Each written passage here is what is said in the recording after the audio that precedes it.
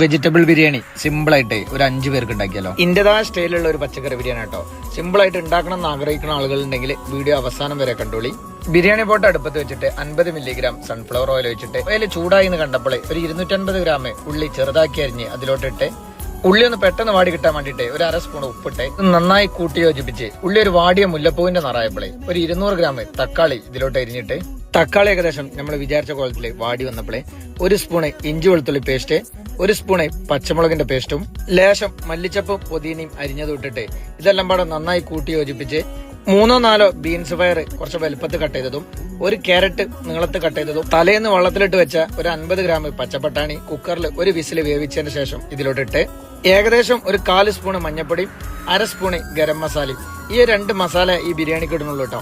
മസാല കെട്ട് മസാലന്റെ പച്ചക്കുത്ത് മാറിയ ശേഷം ഉപ്പുണ്ടോ നോക്കിയപ്പോൾ ഉപ്പ് കുറച്ച് കമ്മി, ഒരു 1/2 സ്പൂൺ ഉപ്പും കൂടി ഇട്ടിട്ട് ഒരു 1.5 സ്പൂണ് തൈരും ഇതിലോട്ടിട്ട് നന്നായി കൂട്ടി യോജിപ്പിച്ച് ഏകദേശം ഒരു 100 ഗ്രാമോളം സോയാബീൻ പൊരിച്ചതും ഇതിലോട്ടിട്ട് ഇത് നന്നായി കൂട്ടി യോജിപ്പിച്ച് ഇതിന്റെ ഇടയിൽ കൂടെ തന്നെ തീമല് അരിക്കുള്ള വെള്ളം വെച്ച് കണ്ടാവും. ആ അരിന്റെ വെള്ളത്തിന്റെ അളവും കൂടി ഒന്ന് കാണിച്ചു തരാം. 800 ഗ്രാം അരിക്ക് ഒരു ചെമ്പ് തീമല് വെച്ചിട്ട് 50 മില്ലിയോളം ഓയിൽ വെച്ചിട്ട് ഒരു ചെറിയ കഷ്ണം ക്യാരറ്റും ഏലക്കായും പട്ടയും കറാമ്പൂവും എല്ലാ സ്പൈസസും ഇട്ട് ഇത് നന്നായി കൂട്ടി യോജിപ്പിച്ച് ഇതിലേക്ക് ആവശ്യമുള്ള വെള്ളം ഒഴിക്കുക. വെള്ളത്തിന് അളവും കാര്യങ്ങളൊന്നും ഇല്ല കേട്ടോ.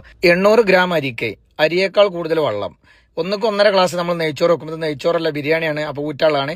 ഒരു ചെറിയ കഷ്ണം ചെറുനാരങ്ങയും പിഴിഞ്ഞ് ആവശ്യത്തിനുള്ള ഉപ്പിട്ടിട്ട് വെള്ളം തിളച്ചെന്ന് കണ്ടപ്പോഴേ ഒരു 20 മിനിറ്റ് സോക്ക് ചെയ്ത് വെച്ച ജീരകശാല അരി ഈ വെള്ളത്തിലോട്ടിട്ട് ഈ ചെമ്പിലോട്ടിട്ട അരി ഈ അരി പോലും അറിയാത്ത കോലത്തിൽ ഇതൊന്ന് ഇളക്കി കൊടുത്തിട്ട് ഇവിടെ തന്നെ ഈ അരി വേവണ വരെ കാത്തിരുന്ന് ഏകദേശം ഒരു 95% അരി വെന്ത് കണ്ടപ്പോഴേ നമ്മളിത് ഊറ്റി വെച്ച ചോറ് കൂടുതലൊന്നും ചിന്തിച്ച് നിൽക്കാതെ ഈ റെഡിയാക്കി വെച്ച മസാലന്റെ മുകളിൽ ഇട്ടിട്ട് ബിരിയാണി വെക്കുമ്പോൾ 2 രീതിയിൽ വെക്കുന്ന ആളുകളുണ്ട് കേട്ടോ.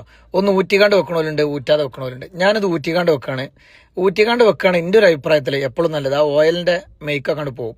ഇതിന്റെ മേലേക്ക് 1 സ്പൂൺ നെയ്യും പൊരിച്ചു വെച്ച അണ്ടിയും മുന്തിരിയും ഉള്ളിയും അരിഞ്ഞു വെച്ച കുറച്ച് മല്ലിച്ചപ്പും ചേർത്തിട്ട് ഒരു അലൂമിനിയം ഫോയിൽ എടുത്ത് ഇത് മൂടി വെച്ചിട്ട് ഒരു 1/2 മണിക്കൂർ കഴിഞ്ഞിട്ട് ഇത് ഒന്നണ്ട് പൊട്ടിച്ചു നോക്കണം.